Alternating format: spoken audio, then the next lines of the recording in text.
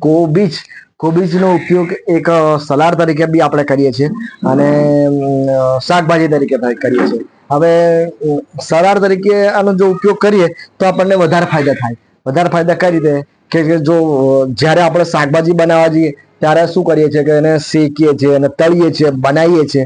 તો ઘણી વખત શું થાય કે એમાં અમુક શેકવાના તળવા અમુક તાપમાનમાં ગરમ કરવામાં શું અમુક એના પોષક તત્વો, અમુક એના વિટામિન્સ, અમુક મિનરલ્સ એ નાશ પામતા હોય છે. એટલે શરીરને જ્યારે જોઈએ એટલો ફાયદો આ જે શાકભાજીનો મળતો નથી.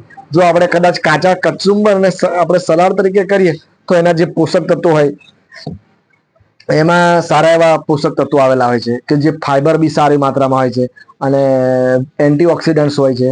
એમાં કઈ રીતે ફાયદો થાય કે જે આપણને સલાડ તરીકે ઉપયોગ કરીએ તો શાકભાજીની સલાડ તો તમે જો જમવા પહેલા તમે આનો એક ઉપયોગ કરો સલાડ તરીકે તો તમારા ભોજનને પચાવવા મદદ કરે. પછી અમુક એન્ટીઓક્સિડન્ટ તરીકે બી એનો સારો ઉપયોગ થાય છે. એમાં શું હોય છે કે અમુક એવા તત્વો હોય છે કે જે તમને તમારા જે અમુક વાઇટલ ઓર્ગન છે, જે અમુક મેન અંગો છે એને કોઈ બી બહારના હાનિકારક જે તત્વો છે જે આપણે કદાચ શરાબ પીએ, કોઈ ખરાબ વ્યસન હોય એને લીધે અંદર અસર થતી હોય, કાં તો અમુક પ્રદૂષિત વાતાવરણ હોય એને લીધે અસર થતા હોય. અંગો જે કહેવાનો છે જે બહારના ખરાબ તત્વોથી ખરાબ એને લીધે આપણા અંગો બગડતા હોય તો એને જો આપણા શરીરમાં આવી રીતે આપણા જો વધારે એન્ટીઓક્સિડન્ટ સારા એવી માત્રામાં લઈએ તો આપણને નુકસાન થવાના ચાન્સીસ ઓછા છે. એટલે આપણને શું અમુક ઇન્ફેક્શનથી બચે, અમુક કેન્સર જેવી ગ્રોથથી બચે, મોટા મોટા એવા ખરાબ જે કોષોના ગ્રોથ વિકાસ થવાનો હોય એનાથી આપણે બચતા હોય. તો આપણે અમુક ઉંમર પછી જે કાં તો પછી આપણે ડાયાબિટીસ બીપીથી પીડાતા હોય તો કાં તો કેન્સરથી પીડાતા હોય, કાં તો કેન્સરની શરૂઆત હોય, કાં તો પછી આપણને અને 40 પછી તો આ આપણા ભોજનની ડીશમાં આપણી અમુક સલાડ હોવા જ જોઈએ. 40 ઉંમર પછી સલાડ હોવો જોઈએ, ફ્રૂટ્સ હોવા જોઈએ, કેમ કે જે અમુક પોષક તત્વો એમાં મળી રહે છે. અને આનો બીજો મેઇન ઉપયોગ જેમાં આપણને શું છે કે કેલરી ઓછી હોય છે. કેલરી એટલે કે મોટાપો, જે લોકો મોટાપાથી પીડાય છે, જે લોકોનું વજન વધારે છે, કેમ કે મોટાપો અને વજન વધારવામાં શું છે એના લીધે જ ઘણા બધા રોગો થતા હોય છે.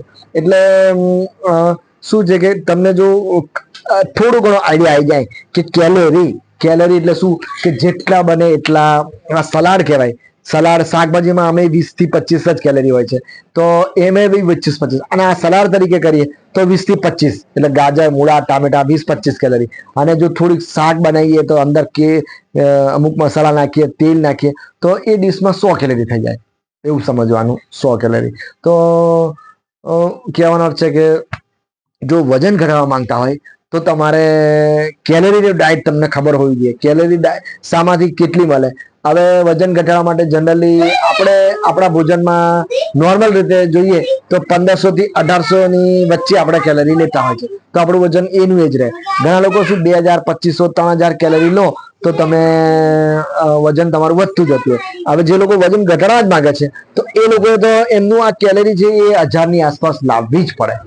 બાકી વજન ઘટવાનું બીજા કોઈ એવા નિયમ નથી કે તમે કોઈ મેડિસિન લઈ લો.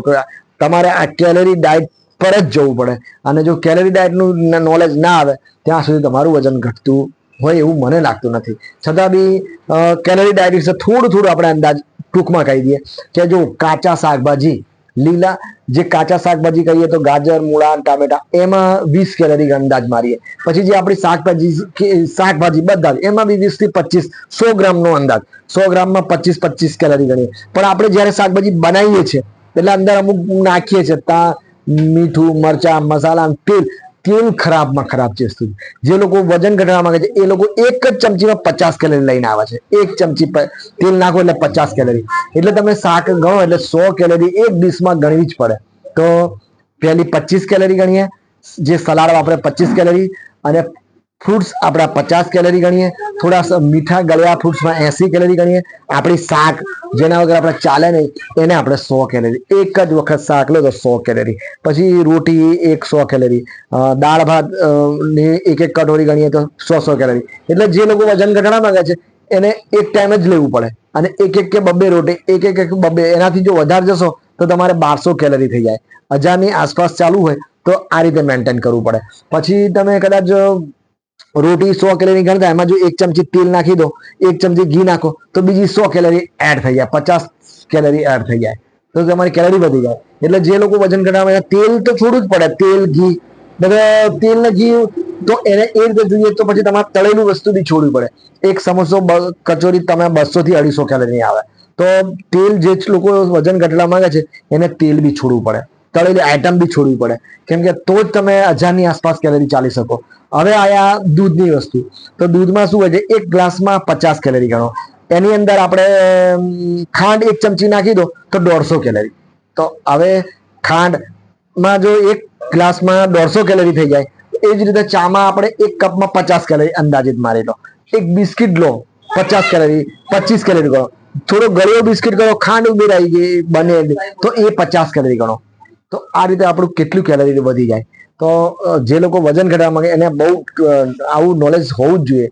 હવે હાઈ કેલરી જોઈએ, જે વસ્તુ છોડવી જ પડે, તો સમોસા કચોરી એ તો છોડવી જ પડે, 200, 80, 200, 300 કેલરી चाहिए. પછી આ ગળી આઈટમો જે મેદામાંથી બને છે, દૂધના માવામાંથી, હવે દૂધમાં 50 કેલરી ગણીએ, છાશમાં 50 કેલરી, 40 કેલરી ગણો, દહીંમાં 80, 100 કેલરી ગણો, પછી જે માવામાંથી જે કે વસ્તુ બને છે મીઠાઈ મલાઈ, એ તો બધી 200 થી 300 કેલરી. એટલે એ વસ્તુ તો ટોટલી છોડવી પડે, તો એના સિવાય કોઈ રસ્તો નથી.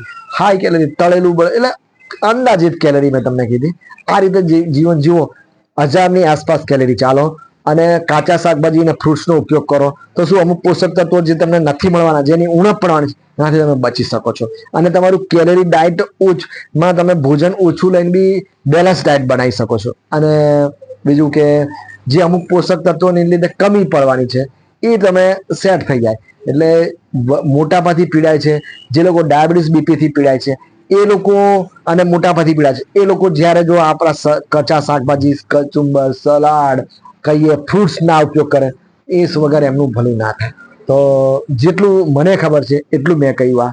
હવે તમને આગળના વિડીયોમાં બીજી જાણકારી સાથે ચલો.